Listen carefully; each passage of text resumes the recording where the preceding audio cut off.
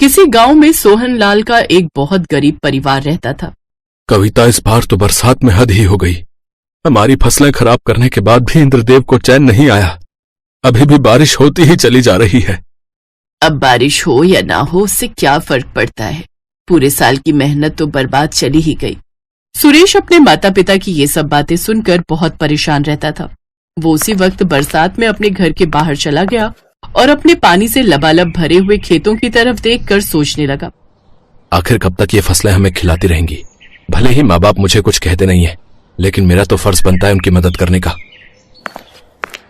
तभी सुरेश के गांव का ही एक दोस्त मुकेश ने उसके कंधों पर हाथ रखा। क्या सोच रहा है सुरेश? अब इन खेतों की तरफ देखने से क्या फायदा?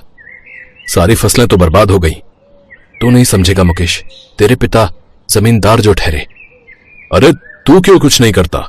क्योंकि खेतों के ऊपर छत तो बनाई नहीं जा सकती और ना ही बारिश पर ही कोई लगाम लगा सकते हैं। मैं इस गांव में रहकर क्या कर सकता हूं? अपने माँ बाप को छोड़कर तो जा नहीं सकता। अरे तुझे बाहर जाने की क्या जरूरत है? इसी गांव में रहकर कोई काम शुरू कर दे। हर काम को शुरू करने के लिए पैसे लगते हैं और मेरे पास इतने पैसे नहीं है। सोचा था फसल तैयार हो जाएगी तो उन पैसों से कोई दुकान खोल लूंगा, पर वो भी बर्बाद हो गई। मेरे पास तेरे लिए एक प्लान है जिसमें कोई पैसा नहीं लगेगा। थोड़ा बहुत पैसा लगेगा तो उसमें मैं तेरी मदद कर दूंगा। ठीक है, बता क्या प्लान है? तेरे घर में तवा तो होगा ही। अपने घर के बाहर ही तू आलू के पराठे, बैगन के पराठे, टमाटर के पराठे ये सब बनाकर बेच। वैसे भी इस गांव में ऐसी कोई दुकान भी नहीं है, बहुत भीड़ लगेगी। सुरेश को ये वाला प्लान थोड़ा ठीक लगा। ठीक है यार, लेकिन थोड़ा बहुत सामान खरीदने के लिए पैसे चाहिए, तो 5,000 रुपए तू अपने पिता से मुझे दिला देना। अगले दिन मुकेश उसे लेकर अपने पिता के पास गया। वो गांव के जमींदार थे। ठीक है, तुम इसी गांव के हो, तुम्हारे पिता को भी मैं जानता हूं, तो मैं तुम्हें पैसे देने के लिए तैयार हूं। लेकिन अगर 3 महीने के अंदर तुम मेरे पैसे ना लौटा पाए तो मुझे गुंडा मत कहना, समझे? अरे पापा, ये आप कैसी बातें कर रहे हैं? ये आपका पैसा लेकर कहां भाग जाएगा? ये तो मुझे भी पता है कि ये कहीं नहीं भाग जाएगा। बिना मेरी परमिशन के इस गांव से कोई नहीं भाग सकता, लेकिन मुझे मेरे पैसे तो टाइम पर चाहिए। फिर चाहे तेरा दोस्त हो या फिर खुद तू ही क्यों ना हो, ऐसे ही मैं जमींदार नहीं बन गया बेटे। सुरेश के पास और कोई रास्ता नहीं बचा था। उससे अपने घर की हालत देखी नहीं जा रही थी, इसलिए वो जमींदार की बात मान गया। ठीक है चाचा, मुझे आपकी बात मंजूर है। अगर मैं 3 महीने में पैसे ना दे पाया तो आपको जो सही लगे वो मेरे साथ कर लेना, क्योंकि अगर मैंने कोई धंधा शुरू नहीं किया तो वैसे भी मेरे परिवार के पास मरने के अलावा कोई दूसरा चारा नहीं बचेगा। तो इस तरह से जमींदार ने मुकेश को 5,000 रुपए दे दिए और एक पेपर पर साइन भी करवा लिया, जिस पर लिखा था कि अगर मैं 3 महीने में पैसे नहीं दे पाया तो जमींदार साहब मेरे साथ कुछ भी कर सकते हैं। अब तू आराम से जा। 3 महीने क्या, कुछ ही दिनों में तू मेरे पिता के पैसे वापस कर देगा, क्योंकि इस गांव में फास्ट फूड की वैसे भी कोई दुकान नहीं है। बरसात में पराठे और चाय सभी लोग खाएंगे तेरे पास आकर। लेकिन कहते हैं ना, जिस इंसान को समस्याएं घेर लेती हैं फिर समस्याएं उसका पीछा इतनी जल्दी नहीं छोड़ती। वहीं अगर किसी इंसान के पीछे सफलता एक बार पड़ जाती है तो फिर वो सफलता भी उसका पीछा नहीं छोड़ती। अगले दिन ही सुरेश ने अपने घर के बाहर चाय और पराठों का ठेला लगा लिया। बेटा, मैं भी तेरी इस काम में तेरी मदद करूंगा। अरे नहीं पिताजी, अभी तक आप अकेले ही तो सारा काम करते थे, मुझे कुछ भी नहीं करने देते थे। तो मेरा भी फर्ज बनता है कि जब मैंने अपना काम शुरू किया है तो मैं आपसे भी कोई मदद ना लूं। सुरेश की बार बार जिद करने के बाद सोहनलाल घर के अंदर चला गया। चलो अच्छा है, कम से कम हमारे बेटे की आंखें तो खुली। अब उसे अपने मन के हिसाब से काम करने दीजिए। उसका जवान खून है, वो तरक्की जरूर करेगा। पहले दिन से ही उसके ठेले पर भीड़ लगने लगी। सुरेश बहुत खुश था और बहुत मेहनत से सभी को चाय और पराठे खिला रहा था। अरे अरे वाह बेटा सुरेश, ये आलू के पराठे तो कमाल के हैं। अरे भाई, मेरे लिए पनीर के पराठे लगाने जरा। अभी लगाता हूँ। तो इस तरह पहले दिन ही उसकी दुकान रॉकेट स्पीड से चल पड़ी। आसपास के गांव से भी उसके पास लोग आने लगे। पहले दिन ही उसने 1,000 रुपए कमा लिए। ये मेरी जिंदगी की पहली कमाई है, इसे मैं अपने माता पिता के हाथों में रखना चाहता हूँ। रात हो चुकी थी। सुरेश ने ठेले का सारा सामान घर के अंदर रख दिया और अपनी पहली कमाई अपने माता पिता के हाथों में रख दी। बेटा, हम तो हार मान चुके थे अपनी जिंदगी से, लेकिन तूने तो अचानक से हमारी जिंदगी में ऊंचाई ला दी। आपने बिल्कुल सही कहा। हमारा बेटा तो हीरा निकला, खूब तरक्की करो बेटा। लेकिन शायद धोनी को कुछ और ही मंजूर था। अगले दिन उसके ठेले पर बहुत भीड़ लगी थी, लेकिन तभी अचानक दोपहर के वक्त आसमान में बिजली कड़की और बारिश बहुत तेज होने लगी। पूरे गांव में पानी भर गया। उसने अपने ठेले के ऊपर पॉलीथीन तो लगा रखी थी, इसलिए काम चल रहा था। लेकिन तभी अचानक एक जोरदार तूफान आया और उसका ठेला उड़कर दूर जाकर गिरा। उसका सारा सामान बिखर गया। उसके ठेले के टुकड़े टुकड़े हो गए। हे भगवान, ये क्या हो गया? अभी एक ही दिन बीता था, सब कुछ ठीक चल रहा था, पर अचानक ये तूफान कहां से आ गया? पहले मेरे पिताजी की फसल बारिश ने खराब कर दी, अब इस तूफान ने मेरा धंधा भी चौपट कर दिया। मैं जमींदार साहब को पैसे कैसे वापस करूंगा? सारा सामान बेकार हो गया। सुरेश भाग भाग कर अपना सामान बटोरने लगा, लेकिन कुछ भी सामान नहीं बचा। सारे पराठे, सारे मसाले, आटा, सब कुछ पानी में बह गया। किसी तरह उसे तवा मिल गया और वो तवा उठाकर अपने घर वापस आ गया। बेटा, तू परेशान मत हो। सबसे अच्छी बात तो ये है कि तेरा धंधा चलने लगा था। अब अगर तू दोबारा बारिश के बाद जब भी काम शुरू करेगा तो शुरुआत से ही तेरा काम चलने लगेगा। धंधे में ये सब तो होता ही है, और तूफान तो पूरे गांव में आया है। ये बात जमींदार को भी पता है।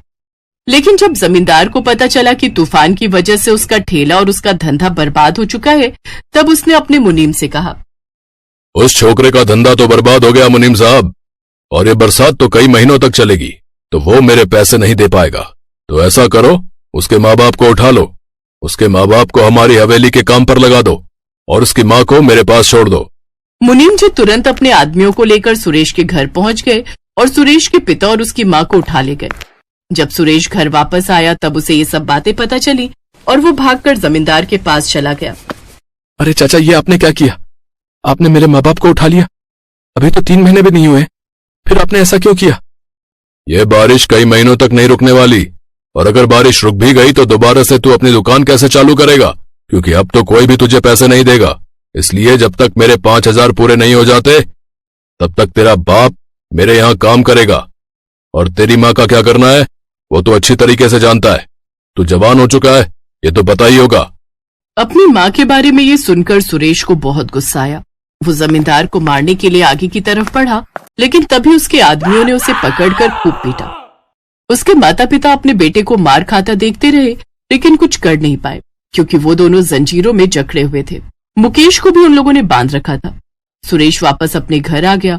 उसने अपने हाथ में तवा पकड़ रखा था। हे भगवान, मुझे तो लगा था तू सबके साथ न्याय करता है, पर यह कैसा न्याय है? जो इंसान सबके साथ बुरा करता है उसके साथ तो हमेशा अच्छा होता रहता है, और जो इंसान अच्छाई के रास्ते पर चल रहा था उसे तू बर्बाद करने में एक कसर भी नहीं छोड़ता। जब मेरे परिवार के साथ इतना बड़ा करना ही था तो हम तीनों को जान से ही मार डालता। ये कहते कहते गुस्से में सुरेश ने अपना तवा जमीन पर पटक दिया, लेकिन वो तवा टूटा नहीं, बल्कि उस तवे से एक आवाज आई, बेटा, ऊपर वाला किसी के साथ गलत नहीं करता। पाप का घड़ा एक दिन भरता जरूर है, और आज भर चुका है। अब ये तवा साधारण तवा नहीं रहा, बल्कि जादुई तवा बन चुका है। इसे ऊपर वाले की भेंट समझ। तू अपने घर के बाहर चबूतरे पर एक बार फिर से पराठे की दुकान खोल। इस तवे को जैसे ही तू अपनी उंगलियों से छुएगा वैसे ही पराठे बनकर तैयार हो जाएंगे। जिस भी पराठे का नाम लेगा वही पराठा बनकर तैयार हो जाएगा। पर अगर तुमने किसी के साथ गलत किया तो इस तवे की शक्तियां खत्म हो जाएंगी। अगले दिन जब बारिश कम हुई तब उसने बाहर चबूतरे पर ही अपनी दुकान लगा ली। वो जितनी बार उस तवे को छूता उतनी बार एक पराठा बनकर तैयार हो जाता। ऐसे करके उसने हजारों पराठे तैयार कर लिए और लोगों की भीड़ फिर से लगने लगी। 2 दिन के अंदर उसने जमींदार को ब्याज सहित पैसे लौटा दिए। मुकेश ने अपने पिता का घर हमेशा के लिए छोड़ दिया और सुरेश के साथ मिलकर खुशी खुशी काम करने लगा। सुरेश एक चाउमीन के ठेले पर काम करता था, पर उस ठेले का मालिक सोहनलाल बहुत ही खड़ूस स्वभाव का था। सुरेश जितना मर्जी अच्छा काम कर ले, पर फिर भी उसका मालिक कभी भी उससे खुश नहीं होता था। सुरेश रोजाना सुबह 9 बजे काम पर निकल जाता था और रात को 11 बजे घर आता था। इतनी मेहनत करने के बाद भी उसका मालिक हमेशा उसे किसी न किसी बात के लिए सुनाता रहता था। क्या बात है सुरेश, इतनी देर से ग्राहक खड़े हैं और तेरे से अभी तक एक चाउमीन नहीं बनी? ऐसे काम नहीं होगा, तू तो मेरा नुकसान करवा देगा। मालिक वो मैंने आपको कल कुछ सामान लिखवाया था, वो कम है इसीलिए देर हो रही है। कहाँ रखा है सामान? आप दे दो, मैं जल्दी से बना दूंगा। तूने मुझे कब लिखवाया था सामान? मैंने तो कोई सामान नहीं लिखा, झूठ मत बोल। अगर तू लिखवाता तो मैं लेता हुआ आता। अरे भैया क्या बात है, चाउमीन देनी है या हम जाएं? अरे नहीं नहीं, अभी बन जाएगी चाउमीन है, बस थोड़ी देर में मैं सामान मंगवा लेता हूँ। इतना टाइम नहीं है हमारे पास, रहने दो, हम कहीं और से खा लेंगे। हम तो तुम्हारा नाम सुनकर आए थे कि तुम्हारे ठेले की तवा चाउमीन बहुत बढ़िया बनती है। चलो भाई चलो, यहाँ रुकना बेकार है, यहाँ तो सामान ही नहीं है, चाउमीन क्या खाएंगे है। ग्राहक वहाँ से खाली ही लौट गए। सुरेश के मालिक ने सारा गुस्सा सुरेश पर निकाल दिया और गुस्से में सुरेश को चाटा लगा दिया। तेरी वजह से आज मेरे ग्राहक खाली लौट गए। मालिक आप मेरे ऊपर हाथ मत उठाओ, वरना। क्या करेगा तू है, क्या करेगा तू बता? गरीब भिखारी मेरे टुकड़ों पर पलने वाला मेरे को आंखें दिखा रहा है। अरे तू नौकर है मेरा, नौकर। मैं चाहे तुझे मारूं या फिर तेरे साथ कुछ भी करूं, तुझे सब कुछ सहन करना पड़ेगा। मालिक मुझे आपके पास नौकरी नहीं करनी, आप मेरा हिसाब कर दो, मैं नौकरी छोड़ रहा हूँ। क्या कहा? नौकरी छोड़ रहा है?